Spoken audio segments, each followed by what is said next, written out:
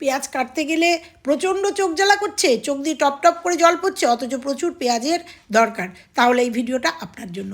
তো একটা tissue paper বা একটা ভেজা ন্যাকড়া বা একটা পেপার, যে কোনো পেপার ভিজিয়ে নিয়ে বটির মাথায় সুন্দর করে লাগিয়ে দিন।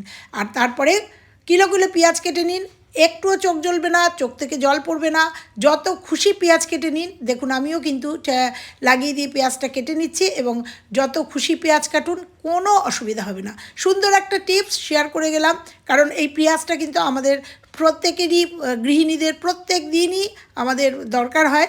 তো সেই জন্য এটা শুধু আমি কাটলাম না, দেখো আরেকজনকে দিয়ে কাটিয়ে দেখিয়ে দিলাম। একইভাবে পেঁয়াজ যত খুশি তোমরা কেটে নিলে পরে একটু কিন্তু চোখ দিয়ে জল বেরোবে না।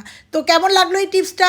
নিজেরা ব্যবহার করবেন, নিশ্চয়ই উপকার পাবেন। আর ভালো লাগলে লাইক, কমেন্ট, শেয়ার, আর চ্যানেলটাকে সাবস্ক্রাইব করতে ভুলবেন না। সাবস্ক্রাইব করে পাশের বেল আইকনটা প্রেস করে দেবেন। আর এইভাবে আমার